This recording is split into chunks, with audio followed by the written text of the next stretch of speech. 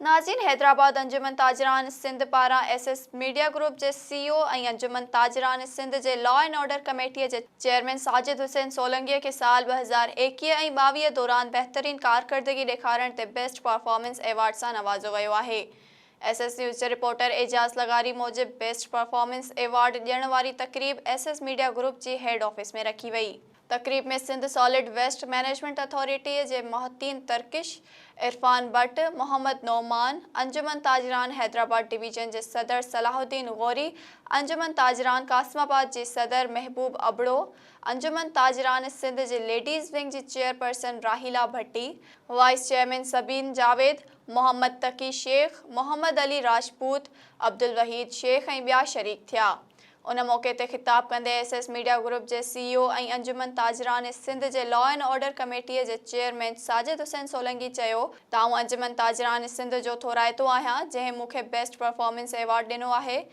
मुंहिंजी हमेशह इहा कोशिश रही आहे त हैदराबाद जे ताजे बिरादरी ऐं शहरनि जी ख़िदमत करियां।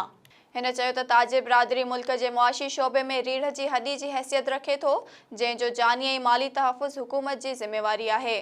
साजिद हुसैन सोलंकी वधीक चयो त एसएस न्यूज़ ऐं अख़बार शाया करण जो मक़सद बि हैदराबाद समेत सिंध जे शहरनि ऐं वापारियुनि जे मसइलनि खे हुकूमत ताईं पहुचाइणु आहे। खेसि उमेद आहे त हैदराबाद समेत सिंध जी वापारी बिरादरी मूंसां साथ ॾींदी।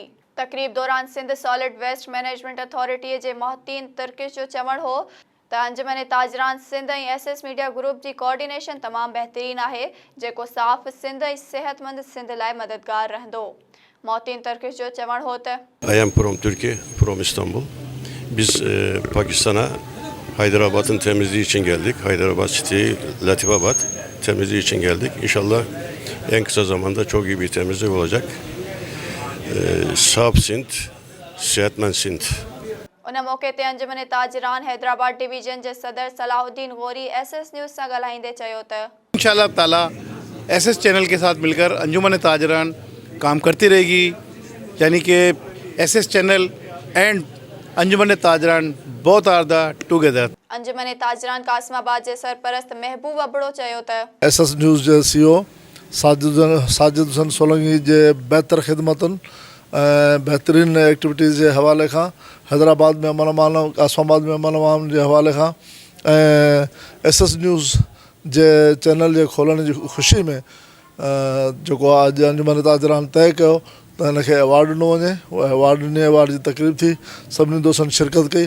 इंशाअल्लाह ताला अंजुमन ताजरान सिंध कल 2 साल के अरसे में काफ़ी वॾियूं कामयाबियूं माणियूं आहिनि। सॼे हैदराबाद में, कासमाबाद, लतीफ़ाबाद ऐं सिटी में जो पंहिंजो ऑफिस कायम थी चुकियूं आहिनि, मेंबरशिप थी चुकी है। हर यूनियन में, हर प्लाज़ा में हर गली में कायम थी चुकी है।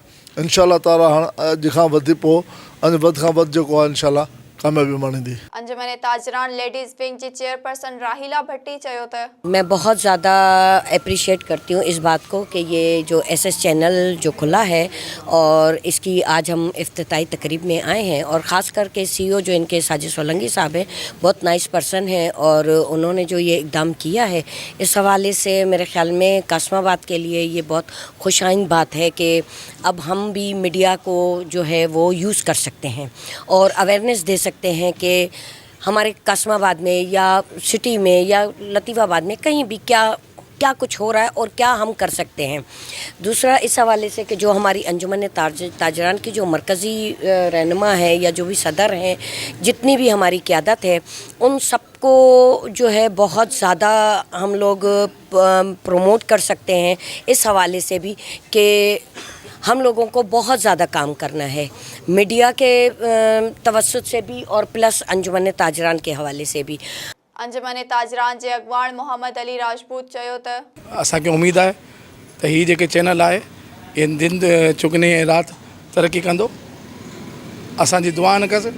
ऐं सबसे वॾी जेको ख़ुशी जी ॻाल्हि आहे, जेके सीईओ साजिद सोलंकी साहब आहे, ये असांजो लॉ एंड ऑर्डर जो चेयरमैन भी आहे ऐं इन जी ख़िदमत अंजुमन ताजरान सिंध लाइ ऐं ताजरनि लाइ ॾाढी सुठी ऐं साड़ी भली है। अंजुमन ताजरान जे अगवान अब्दुल वहीद शेख चयो त मैं अपनी जानिब से साजिद सोलंकी साहब को बहुत बहुत मुबारकबाद पेश करता हूँ। इसके साथ मैं उम्मीद ज़ाहिर करूँगा कि ये हैदराबाद, कासमाबाद, लतीफ़ाबाद के जो भी मसाइल है उसको बेहतर तौर पर जो है नशर करेंगे अपने चैनल के ऊपर। और अल्लाह ताला से दुआ गो कि अल्लाह ताला इनको जो है बेशुमार तरक्की अता फ़रमाए। और इन्होंने अखबार का भी अजरा कर रहे हैं 2-3 रोज़ में, तो मैं अपनी जानिब से बहुत मुबारकबाद पेश करता हूँ। भाई यही तवक्को करूँगा कि ये जो भी तमाम किसी भी किस्म के अवामुल नास के जो मसाइल है उसको बेहतर तौर पे जो है हाईलाइट करेंगे।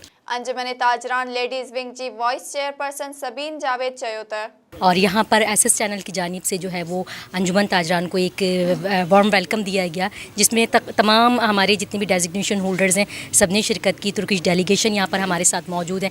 हम थैंक्स कहते हैं and also we want to get working together इंशाल्लाह for the betterment of our society, for the rescue of our peoples as according to this quotation clean city green city you have to get health and clean atmosphere. तो हम सबको इसी तरह से मिलजुल के काम करना, इसी तरह से हम अपना हिस्सा डालते रहेंगे इन कामों के लिए, शहर को रेस्क्यू करते रहेंगे, चाहे वो छोटे ताजिर हैं या बड़े ताजिर हैं या जितनी भी हमारी मर्चेंट कम्युनिटी है, हमारी सोशल कम्युनिटी है। इंशाल्लाह we will work together. Thank you very much for having us. Thank you so much Anjuman Tajran, thank you so much Turkish delegation, thank you so much SS channel. Sajid Solanki साहब CEO SS के हैं, उन सबको मैं मुबारकबाद देता हूँ और इनकी काविशों और जद्दोजहद की वजह से आज ये चैनल बहुत अच्छे तरीके से तरक्की कर रहा है।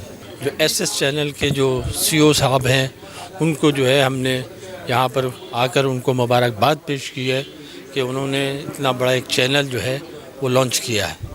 मैं समझता हूँ कि ये चैनल सिर्फ हैदराबाद के लिए नहीं बल्कि पूरे सिंध के लिए जो है ये एक अहम किरदार अदा करेगा। तकरीब में आयल मेहमानन के SS मीडिया ग्रुप जे CEO साजिद हुसैन सोलंकी पारां सिंध जो रवायती तोहफ़ो अजरक पिण उठाया विया।